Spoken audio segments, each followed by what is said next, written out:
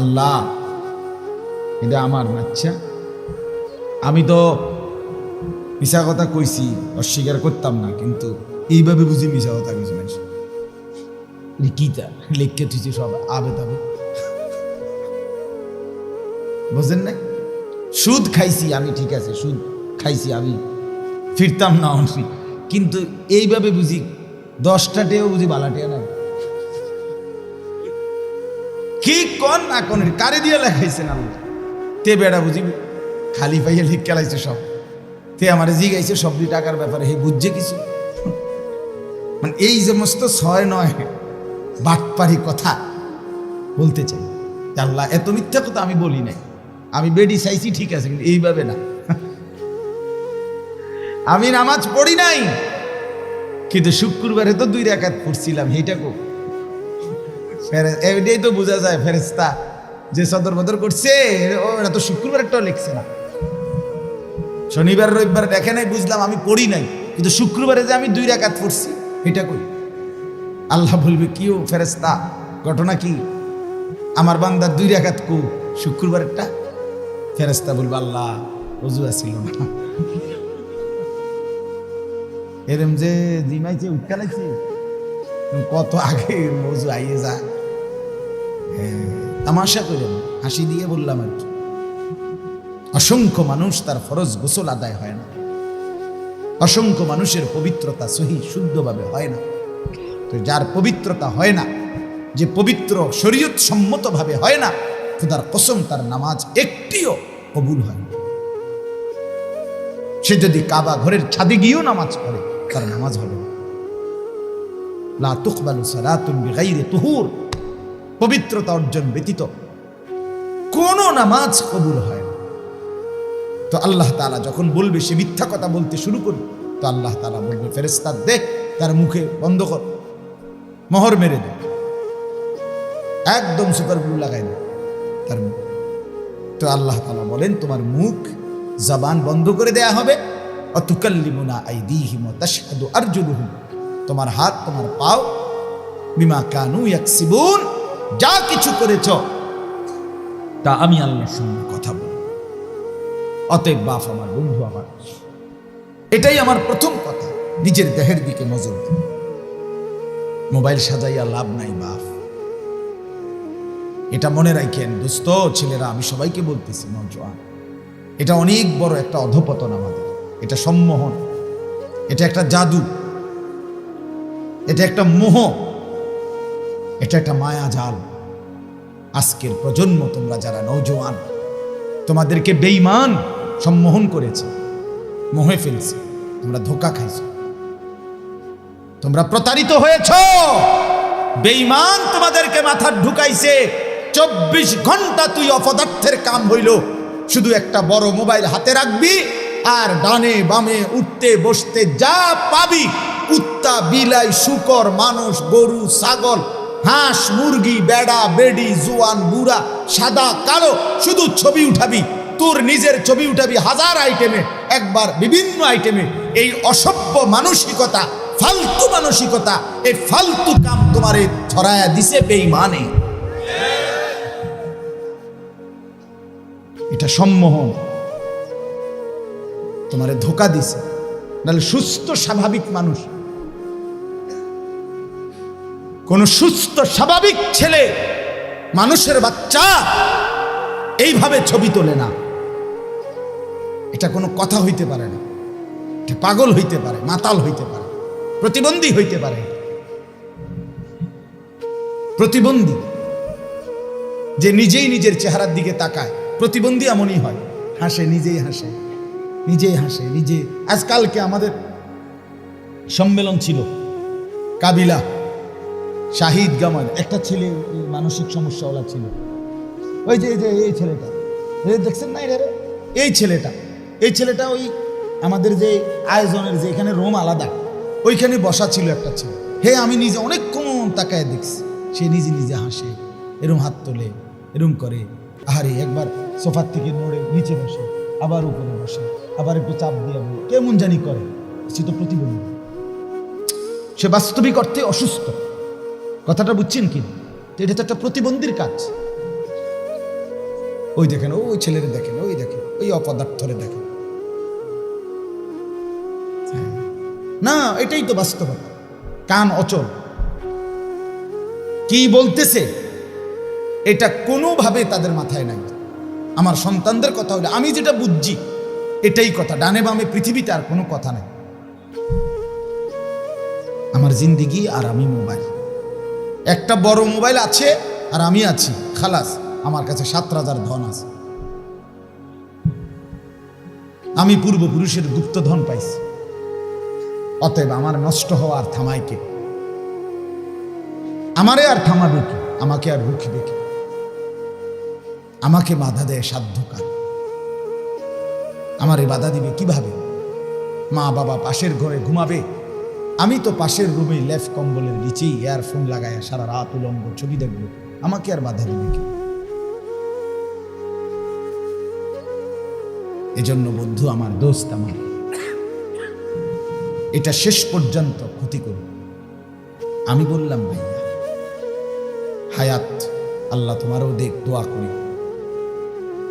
আগামী দোস্ত, তোমরা যারা নওজোয়ান, 16 বছর, 17 বছর, 20 বছর, 18 বছর, আল্লাহ যদি হায়াত দেয়, তুমি হয়তো আরো 30 বছর, 40 বছর বাঁচবে, আল্লাহ চাইলে। চাচারা হয়তো চলে যাবে, তো তোমরা তো আরো বাঁচবে ইনশাআল্লাহ, আল্লাহ চাইলে। এইভাবে বাপ আগামী 40 বছর এই অপদার্থ জিন্দিগি দিয়া পার হবে না। অনুরোধ বাপ, আমার এই একটা কথা মনে রাখো, এইভাবে 2 আঙ্গুলে মোবাইল টিপা আর সারাক্ষণ এই চুল আর এই সারাক্ষণ নিজে নিজে চিৎকার করে। আমি অনেক 2-1 যে হাইওয়ে হোটেলে মাঝে মধ্যে কোনো সময় ঢুকছি, যতবারই দেখছি মানে নিজে নিজে জোরে চিৎকার মারে, ভূত দেয়, পাগল যে, হ্যাঁ প্রতিবন্ধী। এইভাবে এই অসভ্যতা, এই নোংরামি, যেখানে সেখানে গাড়ি ঘোড়া, ব্রিজ, কালভার্ট, রাস্তার পাশ। সেদিন আমি জানাজায় যাচ্ছি, এক জায়গায় জানাজায় শত শত মানুষ, একজন প্রভাবশালী লোক মারা গেছে কুমিল্লা ক্যান্টনমেন্টের ওইদিকে, ওনার জানাজায় যাচ্ছিলাম একটা রাস্তা দিয়ে। ওইখানেই একটা প্রাইভেট ইউনিভার্সিটি বা কলেজ ছুটি হয়েছে, ওই সময়টায় জানাজায়ও যাচ্ছে লোকজন। এর একটু আগে মনে ছুটি হয়েছে, রাস্তার 2 পাশে অসংখ্য ছেলে, এখান দিয়ে মানুষ যাইতে আছে জানাজার জন্য, 2 পাশে ছেলে মেয়ে শুধু একটা আরেকটা ছবি উঠাইতেছে, একটা ধাক্কা মারে, একটা ঠেলা মারে, চিৎকার মারে। মানে এখানে যে কোনো মানুষ যাচ্ছে, এই জন্তু জানোয়ারদের এই ফিকির নেই। এখানে মাইকে বলতেছে যে জানাজার, আর সবাই তাড়াতাড়ি আসেন, তাড়াতাড়ি, বুঝছেন না কথাটা? আমরা যাচ্ছি এদিক দিয়ে 2 পাশে, মানে এই রাস্তাটার উপরে। আহারে মুসলমান, এটা কোনো কথা হইল? এই অসুস্থতার শেষ কথা। যুবক ভাই বলো, তোমরা বলো, তোমার এই ছবি তোলার শেষ কথা কে দেখে? তোমার এই সমস্ত ফালতু ছবি কে দেখে? কি তো দেখে, কি দেখবে তোমার? তুমি যেরকম মুত্তা ফানি লও না, এরকম তো বহু অপদার্থ মুত্তা ফানি লয় না, তোমার আর আলগা চাইতে গেলে। তুমি যেমন একটা সেজদা দাও না, এটা তো অসংখ্য নাফরমানের জীবনে এমন, তোমার আলাদা কি দেখবে? তোমার চুলের এই ফ্যাশন, এরকম তো লক্ষ লক্ষ যুবকের এই ফালতু চুলের ফ্যাশন, যেটা ইহুদি খ্রিস্টান মুশরিকের ফ্যাশন, এটা তোমারটা আলাদা দেখার কি আছে? কি দেখবেন না? এই জন্য বাপ, আমি শক্তভাবে বলব, আমার ছেলেরা, আমার বাবারা, নওজোয়ান, তোমরা বুঝতে শিখো। বড় মোবাইল প্রয়োজন থাকতে পারে, অফিসিয়াল কাজে, ব্যাংকের কাজে, চাকরির কাজে, ব্যবসার কাজে, বিদেশের যোগাযোগের কাজে, হ্যাঁ, যেটা প্রয়োজন, যেটা জরুরত, সেটাকে প্রয়োজনেই সীমাবদ্ধ রাখি। কিন্তু 2 আঙ্গুলে দিবা নিশি এটা টিপা সারা দেশের পাগল ছাগলের, গরু ছাগল সবকিছুর ছবি তোলা, এটা কি জরুরি বলেন? এটা কোনো কথা হইল তো? একটা সুস্থ স্বাভাবিক মানুষ এরকম হয় কিভাবে? প্রয়োজন হোক, প্রয়োজনকে প্রয়োজনের জন্যই রাখি আমরা। কম্পিউটার প্রয়োজন, তো প্রয়োজনকে প্রয়োজনের জন্য রাখি। বড় মোবাইল প্রয়োজন, তো প্রয়োজনকে প্রয়োজনের সীমাবদ্ধতা রাখি। বড় মোবাইল দ্বারা আমাদেরও তো ব্যক্তিগত অনেক প্রয়োজন পূরণ হয়, কাজে লাগে কখনো কখনো। সেটা তো জরুরত। এই জন্য আমি আবারও অনুরোধ করছি, ছেলেরা বাবারা সবাই আমরা অল্প একটু, আমি কোরআনুল কারীমের 2টা আয়াত মাত্র পড়ছি, এই 2টা আয়াতের তর্জমা শোনাবো অল্প একটু, আর সময় রাত একেবারে কম হয় নাই। আমি এই শক্ত কথা আগে বলে নিছি শুধু মনোযোগের জন্য। এই মোবাইলটা যদি হাতে থাকে, এটা শান্তি থাকতে দিবে না রে বাবা। আমার সন্তানরা, আমার ভাইরা, আমার বন্ধুরা, বিশ্বাস করো আগামী দিনে তুমি পৃথিবীতে আরামসে থাকতে পারবে না। এত খামখেয়ালি মানুষ পৃথিবীতেও কোনো কামে লাগে না। এই পৃথিবীতে যারা শিল্পপতি, এই পৃথিবীতে দুনিয়ার লাইনে যারা কোটিপতি, এই দুনিয়ার লাইনে যারা সফল মানে আর্থিকভাবে, এরাও সীমাহীন কঠোর পরিশ্রম মেহনতের বিনিময়ে এই পর্যায়ে পৌঁছে।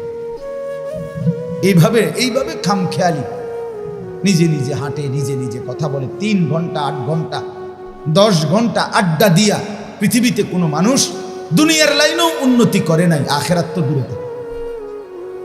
ফামান তালাবাল উলা সাহারাল লায়ালি। আমরা আরবিতে বারবার এই কবিতা পড়ছি ছাত্র জীবনে, আমাদের ওস্তাদরা শুনাইছে। শোনো, আমাদেরকে বলছে ওস্তাদরা, ছাত্র জীবনে যে বড় হতে চায় তাকে বহু রাত জাগতে হয়, বহু রাত জাগতে হয়, বহু রাত কুরবানি করতে হয়, রাতের পর রাত বিরামহীন পরিশ্রম একদিন তাকে কাঙ্ক্ষিত লক্ষ্যে পৌঁছিয়ে দেয়। আরবিতে বলে মান জারা হাসাদা, যে চাষ করে ধান বনে সেই কয়দিন পরে ফসল কাটে। নাকি কথা বোঝেন নাই? এখানে মনে করেন 10টা ক্ষেত, 9 জন ক্ষেতওয়ালা গত 2 মাস আগে ধান লাগাইছে, আজকে 3 মাস মাথায় পাইকা যাওয়াতে ওরা ওদের ধান কাটতে গেছে। একজন ক্ষেতওয়ালা গত 3 মাস আগে ধানও লাগায় নাই, কোনো পরিচর্যা কিছুই করে না। এখন যখন সবাই কাশি লইয়া ধান কাটতে যাচ্ছে, এবারও কাশি লইয়া খেতে যাবে। কি আমনে কই যান ধান কাটবো? কোনানে ধান কাটবেন? আমার খেতে গিয়া দেয়, আরে আমি তো ধানে লাগাইছি না, আমি কাটবো কি?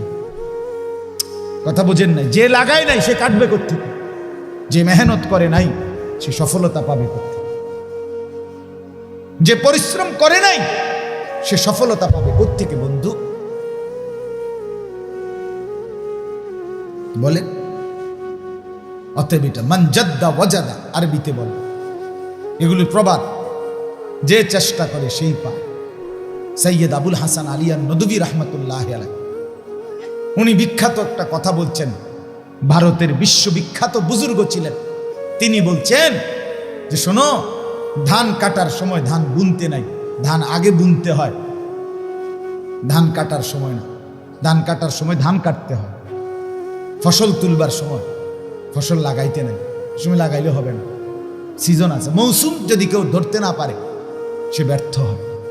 বন্ধু আমার, এটা যেই কোনো ব্যবসায়ীকে আপনারা বলেন, জিজ্ঞাসা করেন, যুবক ভাই তোমরাও জিজ্ঞাসা করো, মৌসুম ধরতে হয়, মৌসুম চিনতে হয়।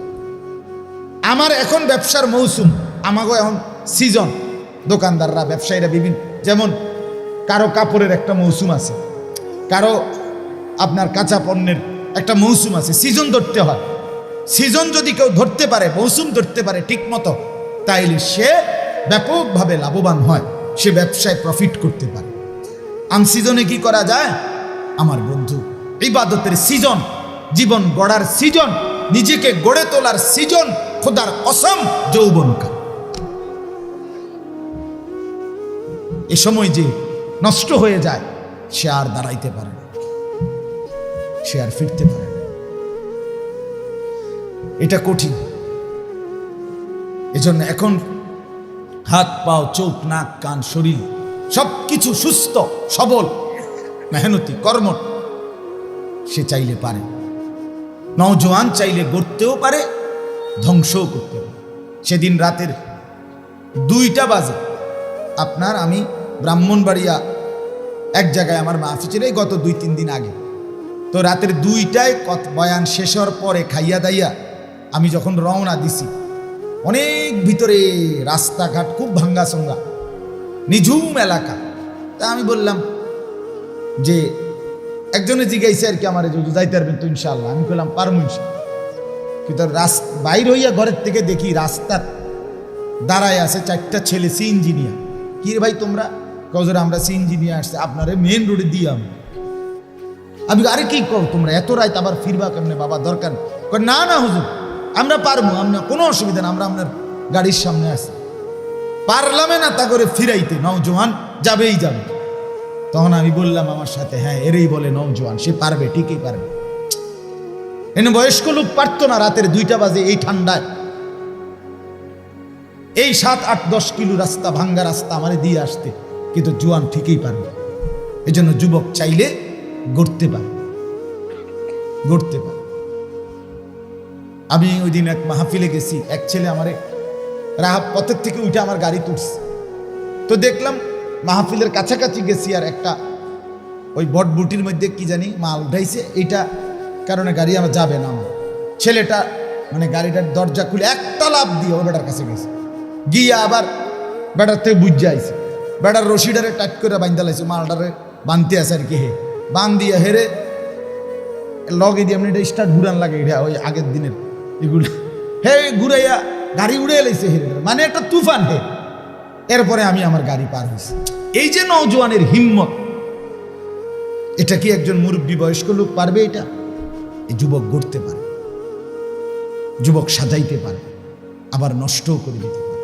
একটা সমাজ নষ্ট করে দেওয়ার জন্য ফেন্সিখোর, বাবাখোর, ডাইলখোর, জুয়ারি, এই অসভ্য জেনাকার ব্যভিচারী, যে ছেলের চরিত্র নাই, আখলাক নাই, সে ইচ্ছে করলে সমাজ তসতস করে দিতে,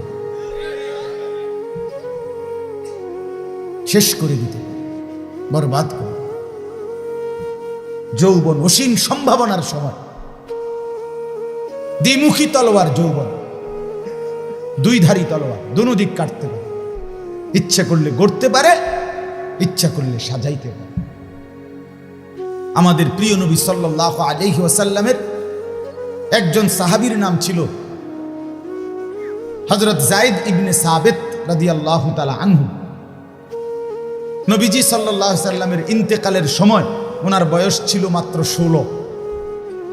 এই নওজোয়ান সাহাবী নবীজির জামানায় থাকতে 13 বছর বয়সে নবীজির সাথে থেকে তিনি আল্লাহর কোরআন যখন নাজিল হইতো নবীজির উপরে, তো কোরআন লিখতেন, কোরআন শরীফ লিখে রাখতেন বিভিন্ন কিছুতে। নবীজির ইন্তেকালের পরে হযরত আবু বকর সিদ্দিকের জামানায় সিদ্ধান্ত নিছিল সাহাবীরা একটা ঘটনার প্রেক্ষিতে, ইয়ামামার যুদ্ধে একজন ভণ্ড নবীর বিরুদ্ধে, মুসাইলামাতুল কাজ্জাব, তার বিরুদ্ধে সাহাবীরা যুদ্ধ করছিলেন। এই যুদ্ধে প্রায় 400-র মতো সাহাবী যারা হাফেজে কোরআন ছিলেন শাহাদাত বরণ করছে। তখন মদিনায় ফিরে আসার পরে সাহাবীরা পরামর্শ করে সিদ্ধান্ত নিছে, যেভাবে হাফেজে কোরআন শহীদ হচ্ছে, আল্লাহর কোরআনের 30 পারা একসাথে করা, সংকলন করা, একসাথে করা উচিত। তখন পর্যন্ত নবীজির জামানায় কোরআন শরীফ লিখিত একসাথে ছিল না। কারো কাছে 2 আয়াত, কারো কাছে 10 আয়াত, কারো কাছে 1 সূরা, সাহাবীদের মধ্যে বিক্ষিপ্ত ছিল।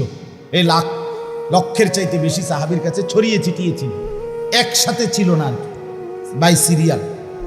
হযরত আবু বকর সিদ্দিক রাদিয়াল্লাহু তাআলা আনহু সিদ্ধান্ত নিছে কোরআন শরীফ সাহাবীদের পরামর্শ নিয়ে সমস্ত সাহাবীদের কাছ থেকে যত জনের কাছে যত টুকরা আছে সব একসাথ কইরা, এরপর প্রত্যেকটাকে যাচাই বাছাই করে, এরপরে বাই সিরিয়াল 30 পারা কোরআন শরীফ একত্র করা, এই কাজটা করবে। এখন এটা করবে কে? এটার প্রধান দায়িত্ব পালন করবে কে? এটা যখন মশওয়ারা হইছে, তখন হযরত আবু বকর সিদ্দিক রাদিয়াল্লাহু তাআলা আনহু প্রস্তাব দিছে যে এই কাজটা করবে এই 16 বছরের নওজোয়ান যায়েদ ইবনে সাবিত। ওনার নাম প্রস্তাব করছে আবু বকর। তো উনি ডাক দিছে, আবু বকর সিদ্দিক ওই উনারে ডাক দিছে, এই 16 বছরের এই নওজোয়ানকে, সাহাবীকে ডাক দিয়া বলছে, যায়েদ, এই সমস্ত লক্ষ লক্ষ সাহাবীর কাছে, লাখের চাইতে বেশি সাহাবীর কাছ থেকে যার কাছে যা আছে কোরআনের লিখিত কপি, এটি একত্র করতে হবে, যাচাই করতে হবে, আবার আমাদের উচ্চ কমিটিকে দেখাইতে হবে, বিচার বিশ্লেষণ গবেষণা পর্যালোচনা দিবা নিশি খাটাখাটনি করে তুমি এই পুরা কোরআন 30 পারা সংকলন করবা, একসাথ করবা। এই কাজটার প্রধান দায়িত্ব তোমাকে দিতে চাই, তুমি পারবে না। হযরত যায়েদ ইবনে সাবিত, আমি এটাই বলতে চাচ্ছি, নওজোয়ান ভাই শোনো ভাই, এই 10-16 বছরের তাগরা সাহাবি কি কয়, উনি মুচকি হাসি দিয়া বলছে, আমিরুল মুমিনিন আবু বকর সিদ্দিক, আপনি যদি বলেন সামনের এই পাহাড়টা এটা যদি কাইটা আর একখানে স্তূপ দিতে, আমি তো এইটাও পারুম না। মানে আমি নওজোয়ান না, আমার আবার রাত কিসের, আমার আবার দিন কিসের, বুঝেন নাই কথা? আমি পারবো না তো কে পারবে? আমি পাহাড় প্রয়োজনে কাইটা আর একখানে স্তূপ দিলাম। একটা পাহাড়ে তো 200 কেজি মাটি থাকে, ঠিক না? কথা কয় না? আমরা লালমাই পাহাড়, আর আরব দেশের পাহাড় কি লালমাই পাহাড়ের সমান? বেল আসেনি লালমাই পাহাড়ের, আরব দেশের পাহাড়ের সামনে অসীম সম্ভাবনা আছে, চাইলে পারে। আজকে বেঈমান আমাদের নওজোয়ানদেরকে সামান্য একটা চুলের ফ্যাশন, জামার ফ্যাশন, মোবাইলের একটু নারীর ছবি, অশ্লীলতা, বেহায়াপনার, অসভ্যতার মধ্যে ভাসায় দিল। এত সুন্দর সম্ভাবনাময় একটা হায়াত, জীবনের মুহূর্ত শেষ করল। 16 বছরের একটা ছেলে, একটা বছর শেষ, মনে করেন তার এখন 17 বছর। 1 বছরে মুসলমানের বাচ্চা, মা বাপ জীবিত থেকে, আপন মা বাপ জীবিত, মুসলমান সন্তান এই ঘরে ঘুমায়, এ ঘরে তার বাপ মা আছে। আজকে একটা বছর খোদার 365 দিনে কোনোদিন 1 ওয়াক্ত ফজরের নামাজ কোনোদিন পড়ে নাই। এত বড় অসভ্য, জানোয়ার, হাইওয়ান, নিকৃষ্ট, নির্লজ্জ, বেহায়া মুসলমানের ঘরে কেমনে ঘুমায়? ওই মা বাবার ঘুম আসে কেমনে? এই সন্তান মুসলমান হিসাবে বেড়ে উঠছে কিভাবে? বলেন, ইনসাফের সাথে বলেন, বলেন না বাবা, আপনাদের সফলতা কোথায়? অভিভাবক যে কয়জন আছেন বলেন, জিন্দিগি মানে কি আসলে? ছেলেটা 1 ওয়াক্ত নামাজ পড়ে না, এই আপনার জিন্দিগি তাইলে সফলতা? মেয়েটা টোটালি পর্দা করে না, মহিলা আপনার স্ত্রী পর্দা করে না। আহা, যে নারীর পর্দা নাই, যে নারীর পর্দা নাই, যেই কন্যার পর্দা নাই, যেই বোনের পর্দা নাই, যেই মেয়ের পর্দা নাই, সে কোনো নারী না, সে কোনো মহিলা না, সে মহিলাও না, সে মহিলার জাতও না। বেপর্দা নারী মহিলা না, বেপর্দা নারী নারী না, বেপর্দা নারী শোপিস, বেপর্দা নারী উপভোগের পণ্য, বেপর্দা নারী প্রদর্শনের বস্তু, বেপর্দা নারী অন্যের উপভোগের বস্তু। এটা হইতে পারে, নারী হইতে পারে না। রাসূলুল্লাহ সাল্লাল্লাহু আলাইহি ওয়াসাল্লাম বলছেন, নবীজি বলছেন, আল মারআতু আওরাতুন, নারী বলে কাকে? খোদার কসম, নবীর হাদিস, নারী বলে তাকে যে নিজেকে আড়াল রাখে। আওরাত, আওরাত, যে নিজেকে লুকিয়ে রাখে, যে নিজেকে গোপন রাখে, যে নিজেকে আড়াল করে, তাকেই বলে নারী। এক শব্দে নবী বলছে, ফাইজা খারাজাত ইস্তাশরাফাহা শাইতান। নবীজি বলছে, নারী যখন বেপর্দা বের হয়, সে যদি কুৎসিত থাকে, নিগ্রু কালো হয়, শয়তান তাকে পুরুষের চোখে আকর্ষণীয় করে না। আল্লাহর নবী বলছে সাল্লাল্লাহু আলাইহি ওয়াসাল্লাম, নবীজি বলছে, এজন্য বেপর্দা নারী আর নারী থাকে না। কোরআনুল কারীম আল্লাহ পরিষ্কার বলছে, ওয়াকারনা ফি বুয়ুতিকুন্না, হে নারীগণ, মুসলিম নারীগণ, তোমরা তোমাদের ঘরে অবস্থান করো। ওয়ালা তাবাররাজনা তাবাররুজাল জাহিলিয়াতিল উলা, তোমরা যখন একান্ত প্রয়োজনে কোনো যৌক্তিক কারণে যদি বাইরে বের হতে হয়, হ্যাঁ হইতেই হয়, বাবার বাড়ি যাবে, স্বামীর বাড়ি যাবে, হসপিটালে যাবে, একান্ত প্রয়োজনে বাজারে কোনো কারণে যেতেই হলো, শুধু শুধু না, নারীর ব্যক্তিগত কিছু জিনিস এমন হতেই পারে যেটা ওই বেটির উপস্থিত থাকতে হবে, হ্যাঁ হতে পারে, কিন্তু তাই বলে কি লোড়া, বদনা, ফাঙ্গাস, তেলাপিয়া, দৈন্যতা, কাঁচামরিচ, দুন্দুল, করলা, কি তো সব কিছু বেডি কিনবে? হ্যাঁ, তো ব্যাড হইতে আবার কিতা করে? আজকের মহিলাদের হালাত হলে, স্বামী হলো শুধু টাকা উপার্জনের মেশিন, এটিএম বুথ। স্বামী হলো কি?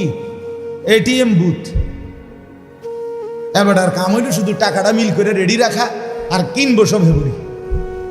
একটা বদনাও যদি স্বামী পুরুষ কিনে, তোমার কোনো চয়েসে না, এটা কোনো কালার হইলো? একটা কালার সুন্দর চয়েস করতে। আরে বেডি, আরে বোন, বদনার আবার কি এর কালার? বদনা তো বদনাই, ইটার কালার দিয়ে আপনি কিতা করবেন? না না না, এই জুতার কালার চয়েস করতে করতে, কাপড় একটার কালার চয়েস করতে করতে পুরাটা মার্কেট গাম বাইয়া বাইয়া পড়তে আছে বুড়ির। কি গো, কি সে সমস্যা? কি তা কই? ওরা কালার মিললে রং মিলে না, রং মিললে কালার মিলে না। আস্তাগফিরুল্লাহ, আস্তাগফিরুল্লাহ, আস্তাগফিরুল্লাহ। আল্লাহ তাআলা বলেন, ওয়ালা তাবাররাজনা তাবাররুজাল জাহিলিয়াতিল উলা। নারীগণ যদি একান্ত প্রয়োজনে, যৌক্তিক কারণে বাইরে বের হতেই হয়, তাহলে অজ্ঞ মূর্খ নারীদের মতো বেপর্দা বের হয়েও না। এ সাফ কথা আপনারা শুনুন, আল্লাহর কোরআন বলছে যে নারী বেপর্দা, আপনার চোখে সে শিক্ষিত হইতে পারে, আপনার চোখে সে A+, B+, 3+, 4+, 5+, আমনের চোখে বহুত প্লাস। আল্লাহ কোরআন স্পষ্ট বলছে বেপর্দা নারী অজ্ঞ, মূর্খ, মূর্খ, মূর্খ। আল্লাহ জন্য বলছেন অজ্ঞ নারীদের মতো, মূর্খ নারীদের মতো বেপর্দা বের হইও না। যে নারী বেহায়া, বেপর্দা, সে শিক্ষিত নয়, সে সভ্য ভদ্র নয়। যে রূপের ফেরি করে, যে যৌবনের ফেরি করে। আল্লাহ তাআলা এরপরে বলেন, ওয়া আকিমনাস সালাহ, নারীগণ 5 ওয়াক্ত নামাজ আদায় করো। ওয়া আতিনাজ যাকাত, এরপরে বলছে বছর শেষে হিসাব করে যাকাত দাও। নারীদের অলংকার, ব্যক্তিগত জমানো টাকা দুইটা মিলাইলে অধিকাংশ নারীর উপরে যাকাত ফরজ হয়। আকসার, শতকরা 99% মহিলাদের উপরে বর্তমান জামানায় যাকাত ফরজ হয়। এখন প্রত্যেক নারীর কাছে, নারীদের কাছে আপনার স্বর্ণ গহনাও আছে, ব্যক্তিগত জমানো টাকাও থাকে। এখন বেডই তাই না থয়ে হেবুড়ির কাছে, হেবুড়ি গন্যা টন্যা মিলাইয়া দে, ধরো বদনা কিনবে এত টাকার, লোড়া কিনবে এত টাকা, ফুলকপি 3টা লইবা, ফাতাকপি 1টা লইবা, আই যা টেহা দিয়ে দিস। মেন হিসাব নারীর কাছে। যাই হোক, তো এই নারীর কাছে ব্যক্তিগত জমানো টাকা আর গহনা, গায়ের এই যে হাতের চুড়ি, কানের দুল, গলার হার, এগুলোর কারণে এবং ওই জমা টাকা দুইটা একত্রে মিলাইলে 1 বছর পরে নারীর উপরে যাকাত ফরজ হয়। এটা আরো লম্বা মাসআলা, আপনারা আপনাদের ইমামদের কাছ থেকে জেনে নিবেন। তো আল্লাহ বলছে এখানে আতিনাজ যাকাত, সরাসরি কোরআনের আয়াত। আল্লাহ বলছে নারীগণ বছর শেষে হিসাব করে যাকাত দাও। ওয়া আতিনাল্লাহ ওয়া রাসূলা, আর এরপরে আল্লাহ বলেন প্রত্যেক নারীকে তোমরা আল্লাহ এবং তার রাসূলের আনুগত্য করো। আল্লাহ বলে এই যে এগুলো তোমাদেরকে কেন করতে বলছে, সুবহানাল্লাহ। নারীকে আল্লাহ বলতেছে যে হে নারী, মুসলিম রমণী, তোমাকে আমি বলছি ঘরে থাকো, বেপর্দা বের হইও না, 5 ওয়াক্ত নামাজ পড়ো, বছর শেষে হিসাব করে যাকাত দাও, আল্লাহ রসুলের আনুগত্য করো। এই 5টা কথা কেন বললাম? আল্লাহ কোরআনে বলেন, ইন্নামা ইউরিদুল্লাহু লিইউযহিবা আনকুমুর রিজসা আহলাল বাইত ওয়া ইউতাহহিরাকুম তাতহীরা। আল্লাহ বলেন নিশ্চয়ই আমি আল্লাহ চাচ্ছি এই পবিত্র, সতী সাধ্বী, দিনদার, নেককার নারীর মাধ্যমে তার পুরা ঘর, ফ্যামিলি পবিত্র করে দিতে।